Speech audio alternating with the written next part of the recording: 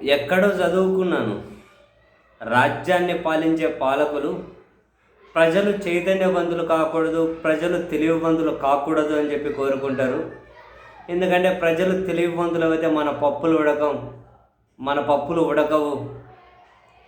So మనకు అధికారం ఉండదు, రాజ్యం ఉండదు. కాబట్టి ప్రజలను ఎప్పుడూ మూర్ఖత్వంలోనే ముంచేయాలి అని చెప్పి రాజ్యాన్ని పాలించే వాళ్ళు అనుకుంటారట. బేసిక్గా ప్రస్తుతం ఆంధ్రప్రదేశ్లో పాలించే వాళ్ళ వ్యవహార శైలి, కొన్ని అంశాల మీద వాళ్ళ స్టాండు, వాళ్ళ వ్యాఖ్యలు, వాళ్ళ మాటలు చూస్తే ఇది ముమ్మాటికి నిజం అనిపిస్తుంది. కనీసం కొన్ని కీలకమైన విషయాల్లో కూడా వాళ్ళకు ఒక స్టాండ్ లేకుండా, వాళ్ళకు ఒక కన్సిస్టెంట్గా ఒక అభిప్రాయం లేకుండా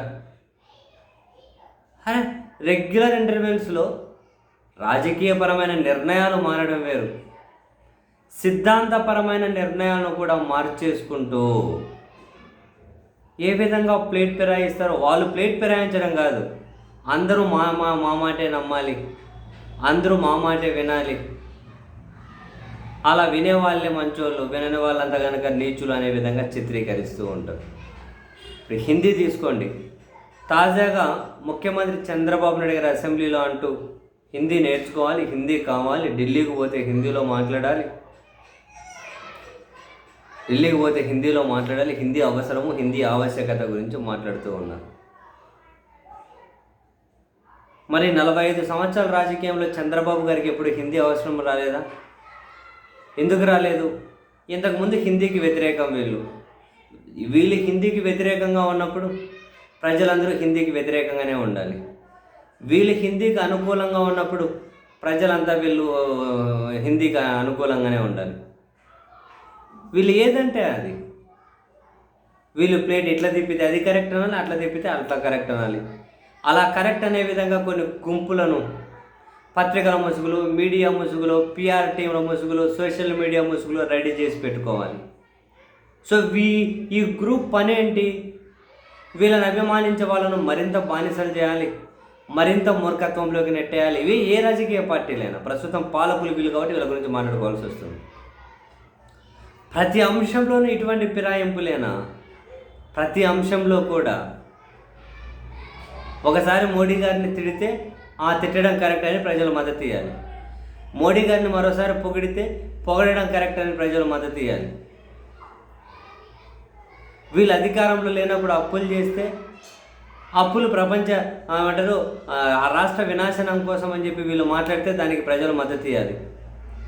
ఇప్పుడు విపరీతమైన అప్పులు చేస్తే ఈ అప్పులు లోక కళ్యాణం కోసం అని వీళ్ళు చెబితే వాళ్ళు ప్రజలు మద్దతు ఇవ్వాలి. వీళ్ళు ఏం చెబితే అది. ఇక ఉప ముఖ్యమంత్రిగా ఉన్నటువంటి వ్యక్తి గురించి ఎంత తక్కువ మాట్లాడుకుంటే అంతేమో. ఆయన ఊగితే ఇటువైపు ఊగాలి, ఆయన నార్త్ ఇండియన్ అహంకారం అని చెప్పి తిడితే నార్త్ ఇండియన్ తిట్టాలి, ఆయన నార్త్ ఇండియన్ వాళ్ళు అద్భుతమైన మనుషులు అంటే అద్భుతమైన మనుషులు అనాలి, ఆయన హిందీ గోబ్యాక్ అంటే హిందీ గోబ్యాక్ అనాలి, హిందీ ఇన్వైట్ హిందీ అంటే ఇన్వైట్ హిందీ అనాలి. ఆయన నెల్లూరులో పుట్టాను అంటే అవును నెల్లూరులో పుట్టిండనాలి, బాపట్లో పుట్టిండంటే బాపట్లో పుట్టిండనాలి, పాలకొల్లులో పుట్టిండంటే పాలకొల్లులో పుట్టిండనాలి. ఆయన ఇంటర్లో బైపీసీ చదివిండంటే బైపీసీ అనాలి, ఎంపీసీ అంటే ఎంపీసీ అనాలి, హెచ్ఈసీ అంటే హెచ్ఈసీ అనాలి. ఆయన ఏం మాట్లాడితే అది. ఆయన ప్రీతిబాయ్ గురించి మాట్లాడితే ప్రీతిబాయ్ గురించి మాట్లాడాలి. ఆయన ఇంకా తిరుమల లడ్డూలు fat, cow fat, pig fat కలిసిందంటే కలిసిందనాలి, కలవలేదంటే కలవలేదనాలి. ఏం చెబితే అదే. దానికి మద్దతు ఇచ్చేకి ఒక గుంపు, ఆ గుంపును అజ్ఞానంలో ఉంచేకి పిఆర్ టీమ్స్, సోషల్ మీడియాలో కొందరు పనిచేస్తూ ఉండడం. అంటే ఏ స్థాయి అజ్ఞానంలో జనాన్ని ఉంచేస్తారు. కొన్ని కీలకమైన వాటిల్లో కూడా వీళ్ళ అభిప్రాయము కన్సిస్టెంట్గా లేకపోతే ఎలాంటి నాయకత్వాలు ఇవి? ఏ విధంగా వీళ్ళు స్టెబుల్గా ఉంచగలుగుతారు? అసలు ప్రజలను ఏ లైన్ మీద తీసుకెళ్దాం అనుకుంటున్నారు? ఏంది వీళ్ళు? ప్రజలకు లైన్లు లేవు, గీన్లు లేవు, వీళ్ళకు లైన్లు లేవు, గీన్లు లేవు. అధికారం కావాలి, రాజకీయ అవసరాలు తీరాలి. ఆశ్చర్యం. ఇంతకుముందు పిల్లల్ని కనొద్దు అన్నారు అంటే అవును, వీళ్ళు పిల్లల్ని కనొద్దు అంటే పిల్లల్ని కనొద్దు, పిల్లల్ని కనాలి అని వీళ్ళు ఇప్పుడు చెబితే ఇప్పుడు పిల్లల్ని కనాలంట. కనొద్దు అన్నప్పుడు కనొద్దు, కనాలన్నప్పుడు కనాలంట. మిషన్లు దగ్గర పట్టుకొని ఉండాలి. పిల్లల్ని కనుక పుట్టించే మిషన్లు ఏవైనా ప్రతి అంశంలోనూ పాచిపోయిన లడ్డు అంటే అవును లడ్డు పాచిపోయింది అనాలి. ఇప్పుడు చాలా పవిత్రమైన లడ్డు అంటే అవును లడ్డు పవిత్రమైంది అనాలి. మరి ఇలా అనేక బానిసల సంఖ్య రోజు రోజుకు పెరుగుతుంది. మరి ఆంధ్రప్రదేశ్లో బానిసల సంఖ్య ఎంత ఉంది అని మనం ఏమైనా కనుక క్వశ్చన్ అడిగితే దానికి ఒక ఆన్సర్ కూడా ఈరోజు ఉన్నది, రేపు అనేది ఎల్లుండి ఉండకపోవచ్చు నాకు తెలిసి. ఎందుకంటే ఆ బానిసల సంఖ్యను పెంచుతూ పోతూ ఉన్నారు. ఒక విధానంలో కన్సిస్టెన్సీ ఉందండి లీడర్స్కి. ఒక విధానంలో ఎన్నికలకు ఒక విధానం, ఎన్నికలకు ఒక నినాదం. ఏ పార్టీతో పొత్తు పెట్టుకుంటే దానికి అనుగుణంగా వీళ్ళ నినాదాలు మారిపోతూ ఉంటాయి. అన్నీ వచ్చి జనాల మీదకు రుద్దుతూ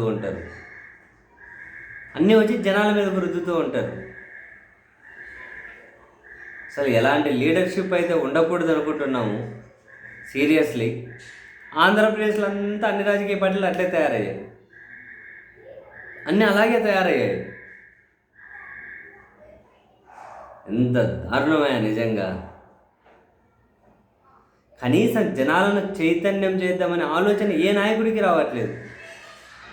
జనాలను ఐక్యంగా ఉంచుదామనే ఆలోచన ఎవరికీ రావట్లేదు. ఆంధ్రప్రదేశ్ ఆత్మగౌరవం సమస్య ఏదైనా వచ్చినప్పుడు దానివైపు నిలబడదామని ఎవరికీ రావట్లేదు.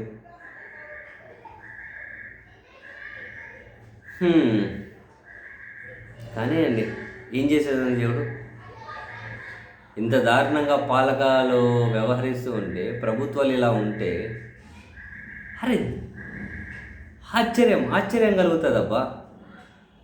ఈజీగా ప్లేట్ ఫిరాయించేస్తూ ఉంటారు, అవలీలుగా ప్లేట్ తిప్పేస్తూ ఉంటారు. బీజేపీతో మేము జీవితంలో పొత్తు పెట్టుకోను అని, మళ్ళీ ఎన్నికలతో కాంగ్రెస్తో పొత్తు, ఆ తర్వాత బీజేపీలతో పొత్తు.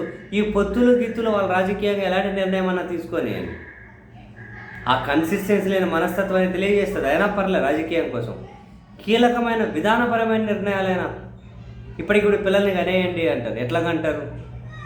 ఏంటి అంతమంది పిల్లలను పోషించే శక్తి సామర్థ్యాలు ఉన్నాయా? ప్రభుత్వాలు ఆ విధంగా సహకారం అందిస్తున్నాయా? రాష్ట్రం దేశం ఆ విధమైన పురోగతి ఉందా?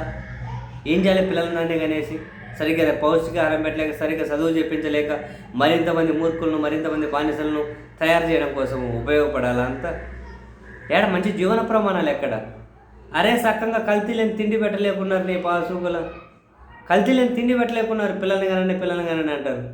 కనొద్దు అన్నప్పుడు కనొద్దు, కనండి అన్నప్పుడు కనండి. ఏందయా ఈ రంపు జనాలతో?